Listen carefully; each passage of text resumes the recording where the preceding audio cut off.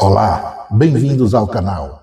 Você está no Ventando a Verdade de Volta. Eu sou Valdilene e estamos aqui para concluir, espero, neste capítulo, que é o 13º, e o 13 não é por coincidência, que a gente conclua, vamos dizer, a análise desses fatos que a gente está lidando, que é exatamente a questão palestina, a região, a questão dos conflitos lá na faixa de Gaza. Pois bem, como eu sempre inicio, eu vou começar da mesma forma, sugerindo, se você estiver vindo aqui pela primeira vez, que você se inscreva, marque o sininho para receber as novidades do canal, produza seus comunicados, participe com as suas análises também aí, de forma que a gente possa aprender, como é o objetivo do programa, e só que faça isso com aquilo que eu chamei de racionalidade, né? Para permitir que eu aprenda, tem que vir com racionalidade. Então, são argumentos que devem acompanhar os fundamentos adequados para não ser aquela história da terra plana, né? A ciência não presta, a vacina não cuida, essas coisas aí a gente não está envolvido. Então, para que a coisa seja feita adequadamente, vocês podem contrapor-se a meus pontos de vista. Mas eu digo que eu estou buscando a verdade verdadeira a partir da perspectiva de um pescoço que está embaixo da bota. Percebe? Então, esse é o objetivo. Você indo lá também ao passado, aos outros canais, aos outros vídeos que estão no canal, que tratam do assunto, era bom você vamos dizer, se municiar com o que já está sendo tratado, foi tratado anteriormente, para permitir que você perceba, vamos dizer assim, aonde a gente está chegando com as análises, não é isso? E não esqueça de compartilhar, pode compartilhar. Quanto mais compartilhar, obviamente, mais ajuda a gente pode construir para mudar um pouco a realidade que aí está. É por esse motivo que a gente está aqui tratando desse assunto. Beleza? Pois bem, eu já disse, eu sou o Valdilene, né, e o canal é o Ventando. Vai ficar os alertas aí para essas novidades. Agora, o que eu gostaria de iniciar era fazendo, vamos dizer assim, era retomando um assunto que a gente só adentrou provisoriamente, só na casca, no último capítulo da nossa análise. Que era o quê? Quando eu falei sobre a desunião dos árabes, né? Como uma responsabilidade em relação vamos dizer assim, a um certo boicote, a fortalecimento do boicote da constituição do Estado palestino, ali na área da Palestina, né? O que eu estou querendo dizer? Eu chamei a atenção para essa desunião e dando um exemplo vamos dizer assim, da riqueza natural que a região tem em abundância, que é exatamente a energia que o mundo inteiro precisa, inclusive os impérios, né? Os impérios que criaram a situação, são responsáveis pela situação a partir daquilo que a gente chamou da Declaração Balfour. Então, o que ocorre? Israel foi criado pelo Império Britânico e, posteriormente, sustentado pelo Império Americano para funcionar como um cão de guarda dos interesses imperiais, justamente dessa energia ali na região do Oriente Médio. Não é?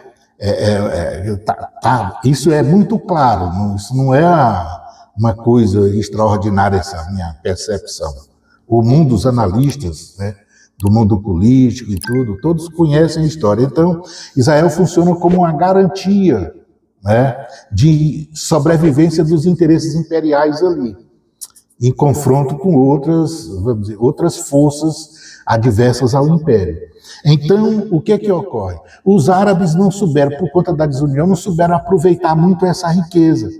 Porque nós estamos vendo hoje que a forma como o mundo está globalizado, as nações soberanias são relativas e as nações, mesmo no império, a soberania é relativa e as nações são interdependentes. Isso quer dizer que, dependendo da energia, como é o caso do petróleo do Oriente Médio, era um instrumento muito, vamos dizer assim, muito potente, muito forte, muito importante para construir um processo de pressão que permitisse o Ocidente a entregar, como entregou para Israel, um Estado palestino ali na região da Palestina.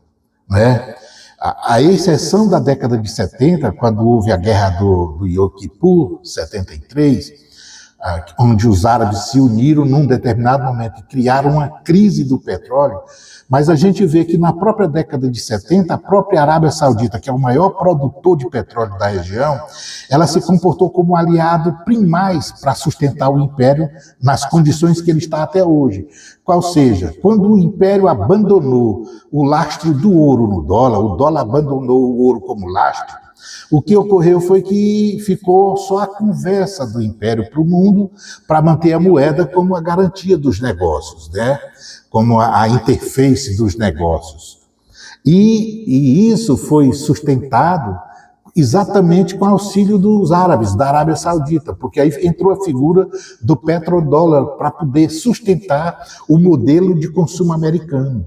Então, os árabes não souberam, eles não sabem. Então, de certa forma, contribuíram pela própria omissão, né, que essa desunião provoca, no projeto, nos interesses do próprio palestino. Então, em alguns momentos, as ações dos árabes funcionaram como um processo um mecanismo de traição do sonho palestino da sua pátria lá na região da Palestina. Então, essa contribuição árabe, ela também existe, e a gente precisa falar dela, não é? Então, feitos esses esclarecimentos, vamos ao ponto seguinte. O outro ponto que eu quero chamar a atenção, porque, olha só, na situação dos conflitos árabes-israelenses, na situação depois da declaração do Balfour, que criou a animosidade entre os dois povos e que a partir dali criou uma situação que tornaria impossível, como de fato ainda é, a criação de um Estado único, aonde, no caso binacional, aonde estivesse contemplado tanto judeus quanto palestinos, que seria o ideal, né? O sonho de, vamos dizer, de prosperidade desses dois povos. Estariam, na realidade, fundados nessa tese, a do Estado único binacional. Mas aí, com a declaração, essa coisa se tornou praticamente impossível, porque inflamou os ódios, criou os ódios aonde não tinham. E hoje a situação ficou uma situação complicada para se defender. Portanto, hoje é muito mais viável, eu vejo, né, analisando a coisa de forma geopolítica, a criação de dois estados. Não tem como mais ser um estado único. Hoje, na realidade, a perspectiva de paz que se pode ter ali é exatamente a da criação de dois estados na região da Palestina dividida, não é? Mas eu quero chamar a atenção para um elemento que entra também nesta avaliação. E é um elemento muito importante.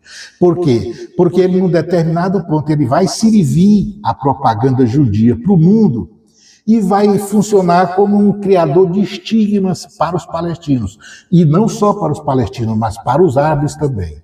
E isso é fruto de quê? De outro elemento que a gente vai estudar no momento seguinte, após isso, que é exatamente o elemento propaganda. Né? Então, qual é de que é que eu estou falando? Eu estou falando de uma coisa que, quando, em qualquer lugar do mundo, quando se abre a boca para falar sobre Oriente Médio, sobre palestino, sobre árabe ou sobre islamismo, a primeira visão que as pessoas têm é exatamente desse elemento, dessa figura chamada de terrorismo. Né? Essa é a primeira, isso é importante para compreender o que a gente vai chegar agora. Mas o que eu preciso dizer a vocês é o seguinte: esse elemento terrorismo dentro da luta palestina, ele está se dando, ele construiu um estigma e ele está se dando de forma deturpada. Por quê? A rigor, quem inventou esse evento, que a gente chama hoje de terrorismo, foram exatamente os judeus. E foi exatamente no tempo de Jesus Cristo. Quando Jesus Cristo veio, ele conviveu exatamente com os terroristas dos judeus da época. Por incrível que pareça. Estou dizendo nenhuma novidade.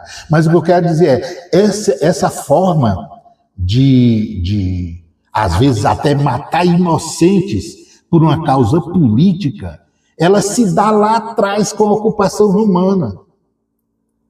O tal do Barrabás, o famoso Barrabás, que aparece nos evangelhos, a figura que o cristão conhece bem a história, ele é exatamente um partícipe desse tipo de fenômeno. Né? O movimento ancestral que dá origem ao atual exército, às Forças de Defesa de Israel, eram organizações terroristas. O fundador do Estado de Israel, David Ben-Gurion, um monte dessas pessoas que a partir de determinado momento se tornaram lideranças políticas de Israel, todas estavam envolvidas. Então, essas pessoas todas atuavam com essa figura do terrorismo antes da existência do Estado de Israel. Então, o Estado de Israel ele foi criado por ações políticas, militares, guerrilheiras, que hoje está taxada de terrorismo. Então, precisa conceitualmente revisitar isso. Né? O que eu estou querendo dizer? Está certo? Né? Não é nada disso. O que eu estou querendo dizer é que a mesma coisa, o mesmo objeto, vamos dizer, o objeto é uma maçã. Aí ela é chamada de maçã para os judeus e é chamada de abacaxi se vier dos árabes, dos islâmicos ou dos palestinos, que em alguns casos é como se estivesse falando a mesma coisa. Entendeu? Então, porque a Haganá era um movimento, a que deu origem ao atual exército, às Forças de Defesa de Israel, era um movimento guerrilheiro, terrorista. Então, vamos lá.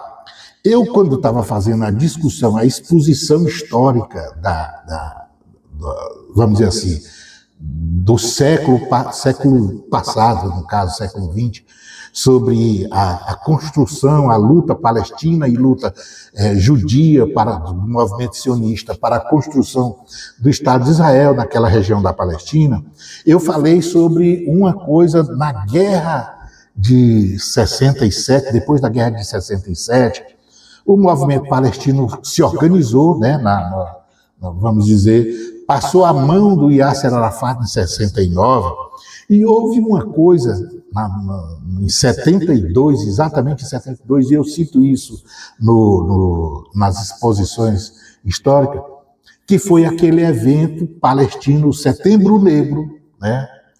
Palestino, que era uma dissidência dentro da OLP, que na Olimpíada de Munique, foi a Munique, entrou dentro dos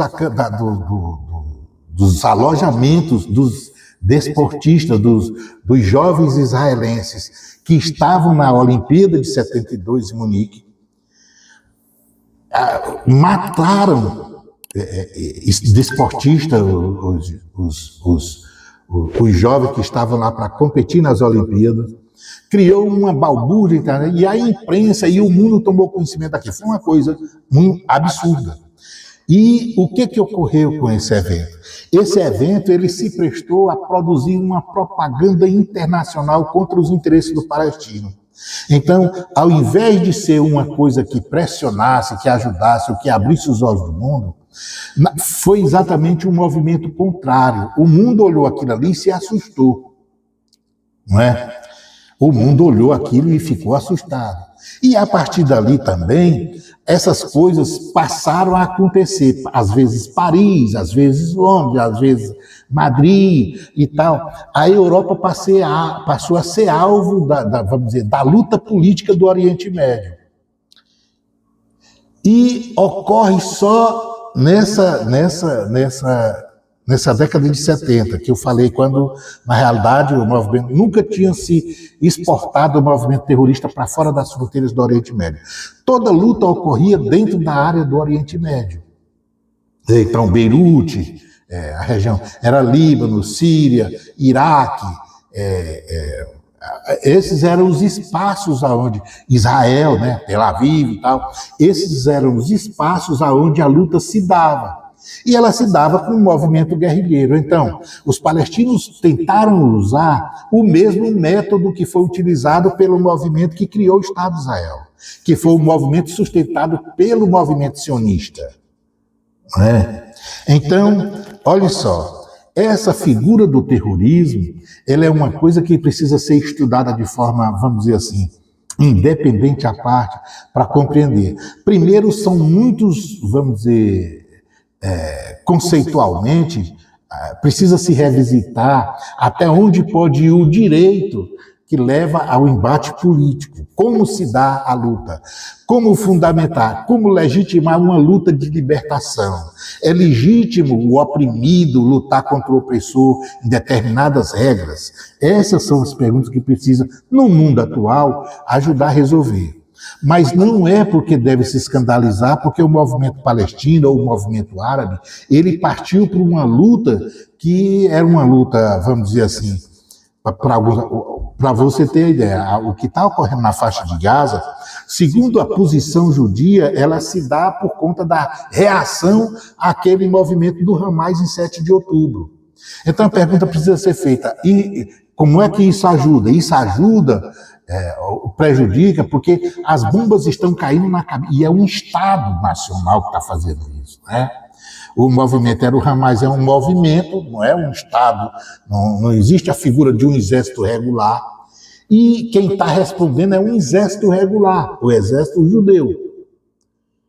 Não é? Então são coisas que precisam ser analisadas com outro tipo de, vamos dizer, com outros níveis de conhecimento para não se tornar injusto, porque o problema não é só a violência palestina, o problema não é só a violência do Hamas, né? A luta empreendida pelo Hamas é uma luta de libertação. O que precisa ser respondido é até que ponto, como que essa luta de libertação pode se dar. Essa é uma coisa que está à parte, mas que não justifica a propaganda judia taxar de terrorista o povo palestino, não justifica a imprensa ocidental imperial criada, e nem justifica mudar o conceito. Não adianta vir dizer que o que o palestino faz é terrorismo e o que Israel fez para começar o Estado, a matar em nome de Deus e outras coisas mais, dizer que aquilo é diferente. Não. Ele tem que se contar. Ele é a única pessoa que não pode reclamar disso. Porque o Estado de Israel ele existe por conta desse tipo de luta. O Estado de Israel existe porque existiu o Zelote. O Estado de Israel existe porque existiu a Haganah. O Estado de Israel existe porque existiu um monte de coisa que, a rigor, fazia a mesma coisa que o Hamas faz. Então, o que é que eu estou querendo dizer? Eu estou querendo dizer que é preciso, vamos dizer, revisitar conceitos. Porque não é só aplicar um nome para chamar de terrorismo a ação dos palestinos ou dos árabes e chamar de guerra lícita o que faz Israel, ou o que fez Israel. Não é? Porque a rigor, olhem só, para você ver, o que ocorreu com os israelenses, com os judeus na Europa na década de 30, 40, o que ocorreu com os judeus lá, a humanidade inteira chama de genocídio, diz que foi um holocausto. O antissemitismo, a humanidade inteira diz que é xenofobia, é preconceito, e é um crime frente à humanidade. Antissemitismo é isso. Já o sionismo, a propaganda constrói outra história. Pega, vamos dizer assim, o compromisso sagrado do movimento sionista e vai ver que a única coisa que tem é preconceito. É só ouvir os discursos, né? Por exemplo, a primeira vez que o parlamento israelense, a direita fez maioria no parlamento israelense, foi exatamente com Menachem Begin. Então, foi a primeira. E Menachem Begin assinou um tratado de paz com o Egito, Anwar Sadat. Mas depois a coisa se deteriorou. Os discursos que se fazia antes, né? Porque antes o Partido Trabalhista ocupava, tinha, vamos dizer assim, mais peso na política israelense. Mas os discursos que se ouve hoje da extrema-direita israelense no parlamento judeu é um supra-sumo da xenofobia, do preconceito, vamos dizer assim, do que se aplicaria ao antissemitismo. É a verdadeira... Então, o que eu estou querendo dizer é o movimento, a situação terrorista, vamos dizer, as ações terroristas, elas têm uma influência na visão negativa da luta palestina? Tem. Como é que ela tem? Ela tem porque as pessoas veem que está fazendo a Palestina e escutam o que a propaganda imperial prega, mas não veem como o Estado judeu nasceu, ou como o movimento sionista se mexe no mundo.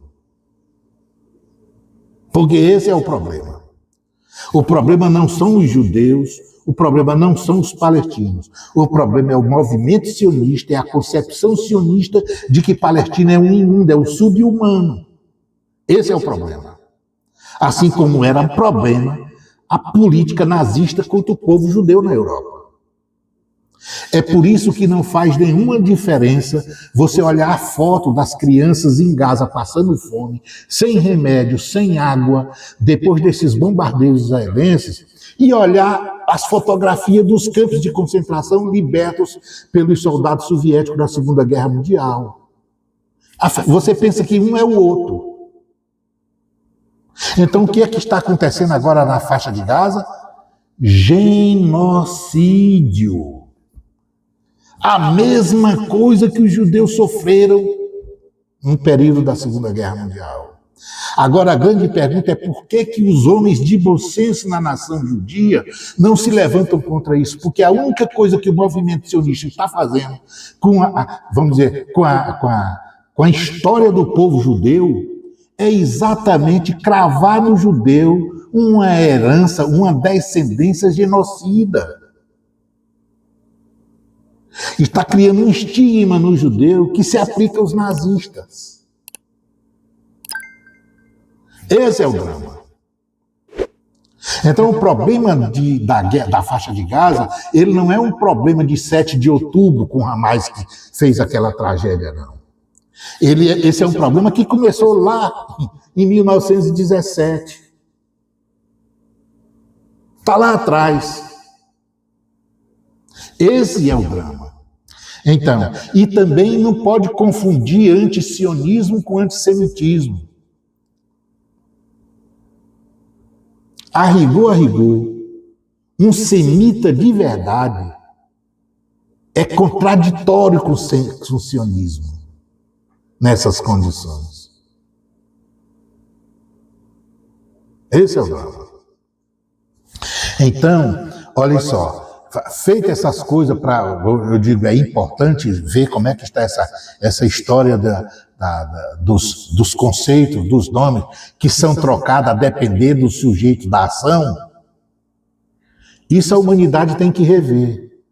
Porque isso aí está dando um aconchego, um ombro muito grande para os sionistas. Não é para os judeus, é para o sionista. A única coisa que o sionista faz é estragar a memória dos judeus que tombaram nos campos de concentração.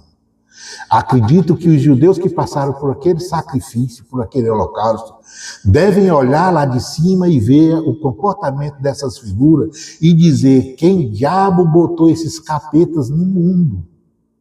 Porque são verdadeiras crias do modelo alemão. Não é isso?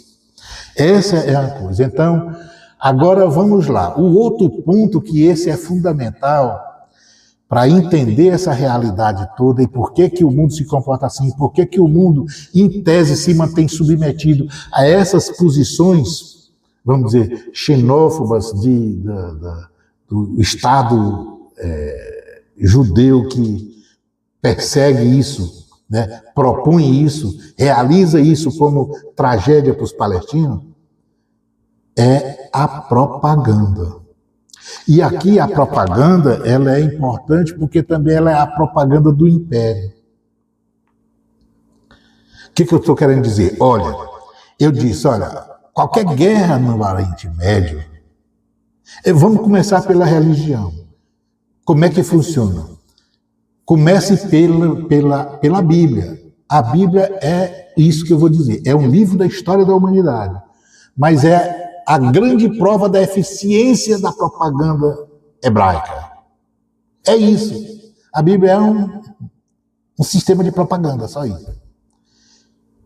E é um sistema de propaganda eficiente, porque criou o modelo monoteísta e os outros que apareceram no mundo é cria deles. É filho deles. E os outros que apareceram, por exemplo, as idiotices dos evangélicos no Brasil, é fruto de quê? Dessa ignorância e da propaganda. A ponto do próprio adversário interno, sangue intestinal, se comportar como se fosse aliado. A ignorância leva a isso. Não é? Em que sentido? Os caras não sabem o que é isso, o que é judaísmo, não sabem qual é a percepção que o judaísmo tem de Jesus Cristo, no caso, né? Porque eles são cristãos, mas não sabem o que é Jesus Cristo, não sabem o que é judaísmo. Aí fazem aquela acreditam piamente, sem fundamento. Se você parar para fazer a pergunta, ele não sabe dizer por quê. Aí ele diz que não trabalha sábado. Não vou trabalhar sábado, é sagrado. Não é só porque quer vagabundar, não. É que ele acha que é pecado. Não vou tirar esse burro de dentro do buraco porque hoje é sábado. Não faço isso. Só vou fazer isso na segunda-feira, no domingo. Ele não sabe que o cristão, o dia sagrado do cristão é o domingo. O do judeu é sábado, mas ele não sabe qual é. Então ele confunde a bola. E é cristão. Você pega os fundamentos dessas religiões monoteístas. Uma é a cria da outra, mas não consegue sobreviver junto. Sobrevivesse junto, elas não eram duas, elas eram uma. Não é? Porque essa era a pretensão do judaísmo. Só que o judaísmo é para o nacional, é para eu, não é para... Ele é gentio, não dá para ser não. Essa é a diferença. Percebe? Então, e aí não sabem qual é o papel. E o que é que faz isso? O que é que, vamos dizer assim, torna cega essas pessoas para envolver-se no mundo, numa realidade de defesa de interesse que não é o seu, é dicotômico com o seu. A propaganda. E o sistema de propaganda é isso. Por isso que eles saem na rua dizendo que é a favor do Deus de Israel. E o Deus de Israel, segundo Israel, é só para Israel. A terra lá que ele imaginou, a terra era os palestinos, a terra era dos palestinos. Mas ele diz, não, meu Deus diz que a terra é para Israel. Os outros estão dizendo agora que não é para ter a Palestina lá. Estão tomando a Palestina inteira. O que antes era uma fagulha de terra comprada para colonizar os kibbutz. Foi tomando, é toda hoje, é toda a Palestina. É ocupada. E ele faz o discurso que a terra toda é dele. Mas a terra toda era dos outros, não era dele. Toda. Ou seja, dele não era um grão de areia. Porque o Deus dele disse que era para ele ir passeando lá, caçar uma terra prometida lá, não sei aonde. Sinal que ele saiu do lugar que era o dele. Não é? Pois bem, pois então a propaganda. E aí essa coisa se dizendo, ela é eficiente num monte de coisa. Ela é eficiente no modelo, na forma como fala nas academias militares do mundo, que são as obras-primas da engenharia militar. Não, o espanto de todo mundo. Você vai na Academia Militar do Brasil, né, onde formam as figuras pentatônicas, aí ela diz, esse grande malabarismo de Israel aqui e tal. A guerra foi só de 6 dias, ele só precisou de 6 dias. Se fosse de 15, ele tinha se fundido, como diz os papas. Então, e assim sucessivamente. Olha o exemplo, agora o importante fala como se eles lutassem sozinhos. Quem luta com eles é o Império. No dia que foram tornados independentes, os aviões alemães, os aviões britânicos e americanos, franceses, foram todos pintados com as cores de Israel para dizer que era Israel, era o Estado que estava nascendo, que era árabe. Tudo era americano, tudo mais. Toda guerra, toda coisa, todo movimento é feito com o judeu recebendo os bilhões e as armas e tudo. Não se parar as armas e tudo mais. Brinca com o Irã para 2 dias. Não pode. Quando o Irã resolveu acochar, tinha que arranjar ligeiro uma forma de parar o conflito. Então, essa aura de invencibilidade dessas coisas é tudo fruto de um processo de propaganda, porque todo o império emite esse raciocínio. Qualquer jornal do mundo ocidental, você vai ler, a história é essa, é tudo contado, é como se fosse o mesmo cara que escreveu, a mesma, não troca nem vírgula. Então, a situação e tal. A própria Hollywood é o quê? É um imenso projeto de propaganda. Então, o que é eficiente é exatamente isso.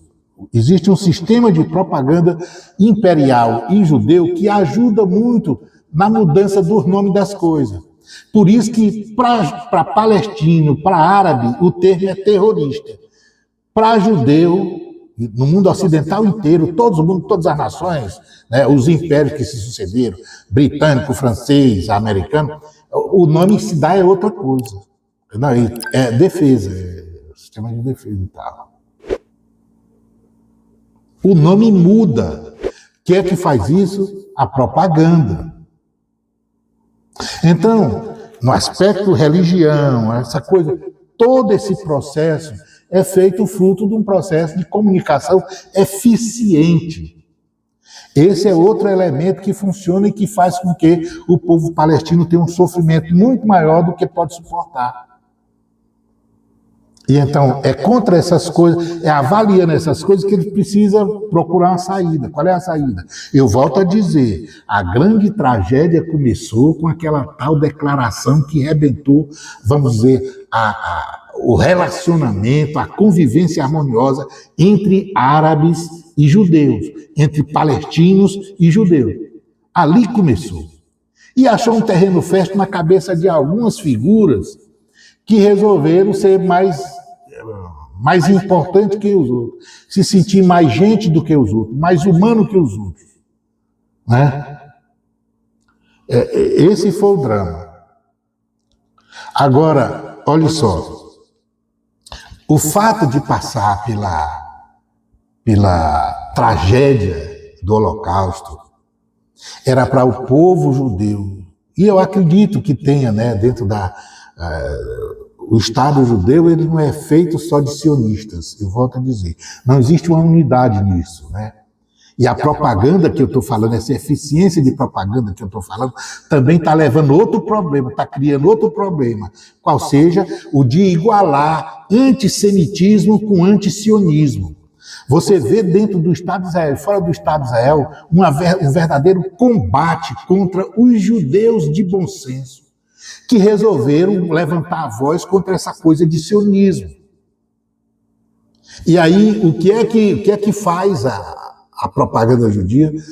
Muda o conceito, diz que essa figura que faz o discurso que é antisionista é antissemita. E aí, porque antissemitismo é crime num monte de lugar do mundo, não é só em Israel.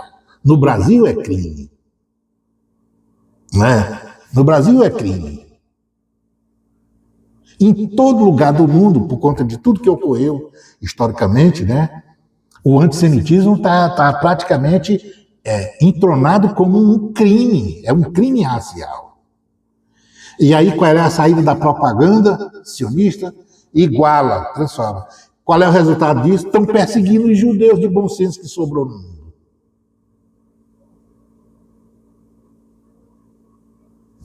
Esse é o drama, não é? Pois bem, essas coisas todas foram colocadas para ouvir vocês, né? Porque eu digo, tem que buscar a verdade. As manchetes, o império, a própria manchete sionista, os jornais e tal, propagam uma coisa que, no fundo, ela ela não é a verdade verdadeira. Eu volto a dizer, existe a verdade, e aí tudo bem que há as perspectivas, né? Para o palestino puro e simples, a verdade é uma coisa um pouco diferente da que eu falei. Para o judeu de bom senso, a verdade é diferente do que eu falei, mas é quase o que eu falei. Para um sionista, tudo que eu estou falando é uma aberração. Para o império, é uma aberração maior. Não é? Então, mas a vocês que têm alguma coisa para dizer, e eu espero que tenha, participem, batam papo, façam seus comentários, e só fundamente. Só espero isso, só fundamente. Né? Porque eu vou concluir com uma coisa. Qual é a consideração? Eu quero fazer uma consideração seguinte. Ora, vocês viram, nós vimos que esses eventos eles ocorreram e no momento em que o Império Britânico morreu e ascendeu o Império Americano, o mundo do lado oriental estava também subindo assim outro tipo de perspectiva de vida, que começou em 1917. Né? Quando acabou a guerra, nós tivemos a construção do muro, né? Os arames passando pelas avenidas de Berlim. E isso colocou, eu digo, centros de poder em locais diferentes. Então nós tínhamos o Império Ocidental e um centro de poder do lado oriental, que era exatamente Moscou. E tivemos pontos de vista divergentes. Então, nos momentos em que a guerra de independência de Israel, a luta palestina, os árabes e tudo mais, a situação do canal de Suez com o Império Britânico tentando ter uma sobrevida, essas coisas todas ocorreram. Do lado de lá da fronteira do arame, as pessoas estavam vendo porque também brigavam por influência no mundo, são pedaços de influência que precisavam brigar. E naquele momento era um evento que se chamava de Guerra Fria. O que eu estou querendo chamar? Eu estou querendo chamar a atenção o seguinte, num determinado momento da história, com Lenin, havia a perspectiva, Lenin pensava ele entendia a existência de um Estado judeu e palestino, junto. As internacionais que ocorreram, 3 ou 4, ainda trabalhava essa percepção de Estado, a criação de um Estado, se envolver com a criação de um Estado palestino-judeu binacional. E o que ocorreu foi que a entrada da jogada, depois da Segunda Guerra Mundial, depois de libertar os campos de concentração e tal, o Stalin, a figura tal, que tinha vamos dizer assim, confronto ideológico com outra liderança, o Leon Trotsky, o cara que fundou o Exército Vermelho na chamada União Soviética, a Rússia, o pai do Exército Vermelho, depois da queda do Império, houve uma briga pelo poder, e vocês sabem, sobreviveu na luta o Stalin. Leon Trotsky morreu no decorrer da guerra, 1940. A Rússia, não sei, 1940, na cidade do México. Acho que ainda não tinham invadido, Hitler ainda não tinha entrado na Rússia. Só que ele vai entrar, vai ter aquele problema, e o Stalin vem com tudo para cima do nazista. E aí liberta os campos de concentração. Aí o mundo toma conhecimento da tragédia que os judeus viveram ali, e tinha a perspectiva disso, e aí abraçando a causa de criar o Estado palestino, passou a absorver essa ideia também. Aliás, de criar o Estado judeu. Um lugar para onde o judeu fosse e tivesse forma de sobreviver ao antissemitismo. Pois bem, pois a posição que antes era propagada por conta de um internacionalismo socialista, a visão de Leon Trotsky, com Stalin a coisa mudou de figura, porque o comportamento do Stalin era de organizar uma certa détente, vamos dizer assim, com o Império Ocidental. E aí entrou nas negociações e tudo mais e passou, de repente, a apoiar a existência de um Estado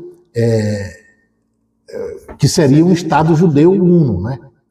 E um Estado palestino. Um Estado judeu uno era dividir a Palestina, como a ONU fez, dar um pedaço da Palestina para os palestinos e outro pedaço para Israel, e fizeram aquela partida que a ONU fez, eu disse, injustamente, os árabes recusaram, e aí criou-se o conflito. E aí houve o problema das lutas, né, dos árabes contra Israel no momento da fundação, da implantação do Estado judeu, em 1948.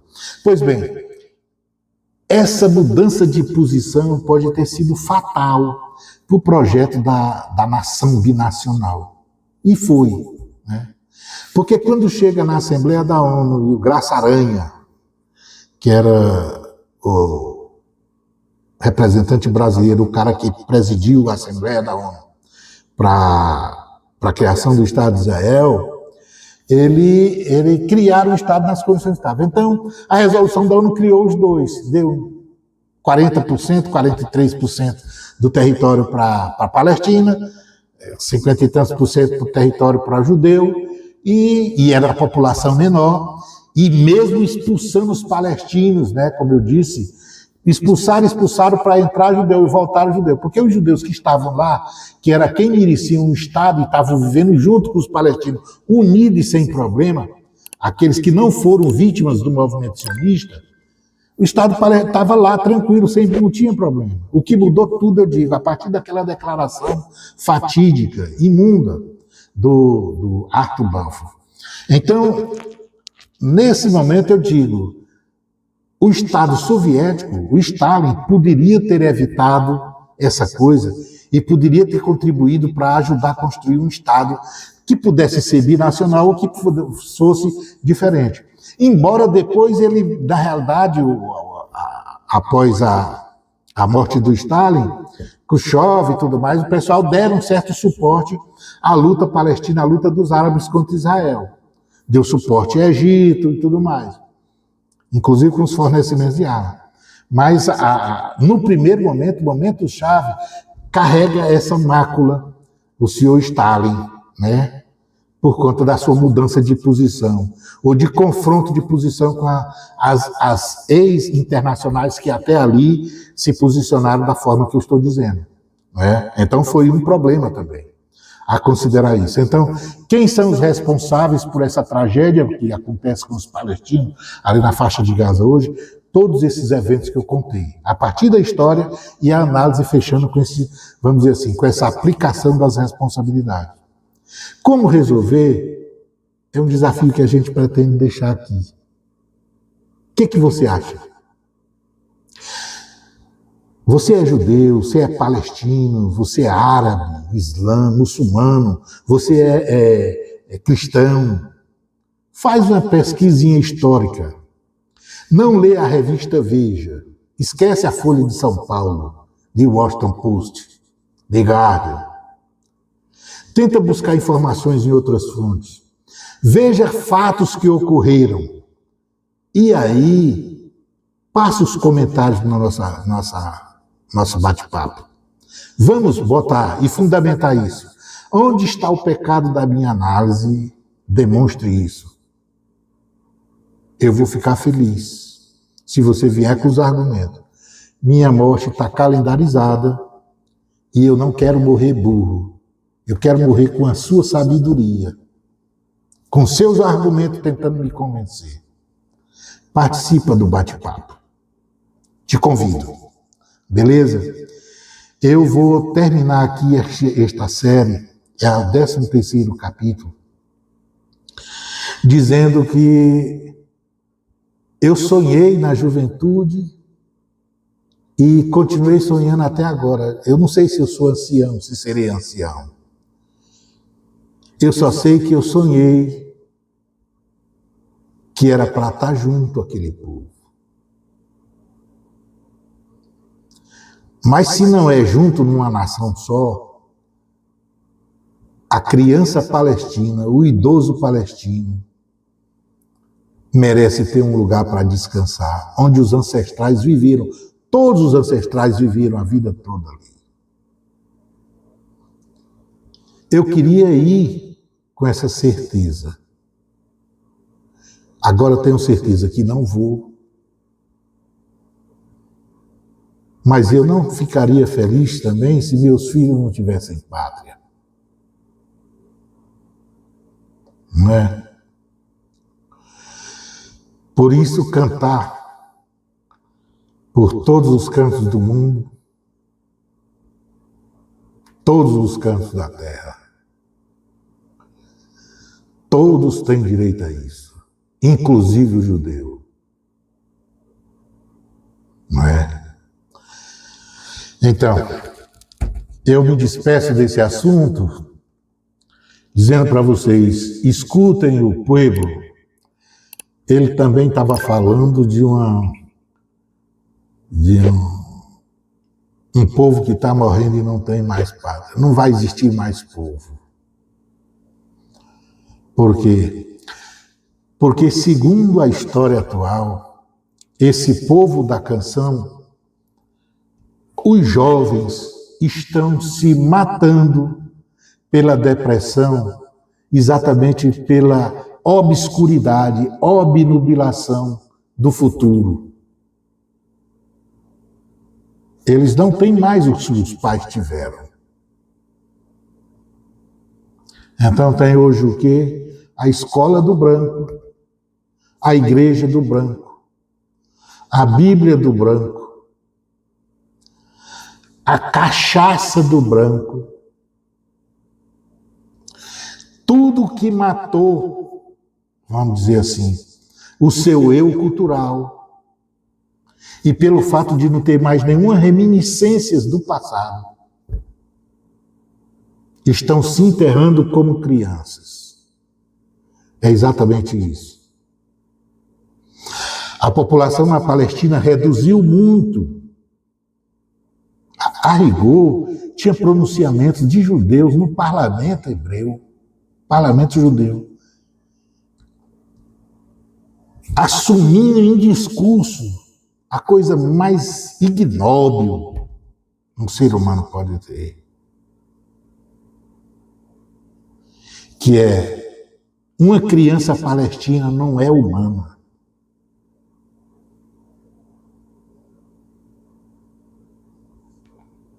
Vocês sabem onde tem uma afirmação nessas condições? No livro do Hitler, chamado Mein Kampf. Exatamente. Exatamente. Eu falei nos primórdios da nossa coisa. O Hitler, quando deu o golpe, tentou o golpe, o chamado golpe da parte da cervejaria, em 1923, e por causa disso foi preso, e 10 anos depois voltou como chanceler, como Führer. E o presidente alemão teve que chamá-lo porque o partido que era o Nacional Socialista Operário Alemão, o partido nazista, fez a maioria 10 anos depois dessa prisão. Mas foi nessa prisão que ele escreveu o livro, que disse que os ocidentais tinham que ser alfabetizados o bastante para não ser atropelado pelos carros dos arianos. Os comunistas, os eslavos e tal, eram escravos, tinham que ser escravos. Os ciganos, essas coisas, eram sub-humanos. E aí está o mais drástico. Ele disse exatamente o que o parlamentar disse lá em Jerusalém, Tel Aviv. O judeu não era nem sub-humano, não era humano. Essa é a afirmação daquele livro. O judeu não era humano, por isso tinha que ser exterminado.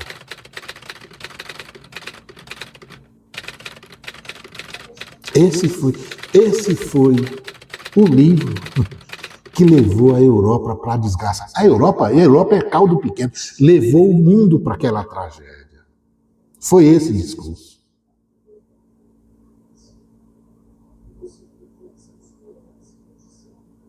Né? E o homem é aquela coisa. O homem não é como um animal. O animal irracional, ele não mata da própria espécie. Não existe isso. repugna o animal matar a própria espécie. E ele vive de comer outros animais. Existe uma cadeia alimentar que todo e qualquer animal, até no estágio da morte, obedece.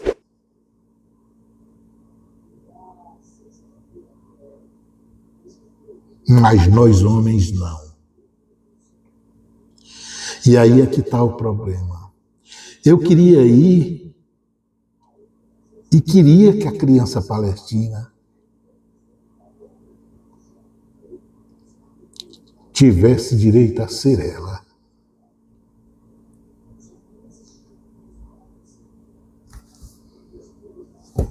Até lá.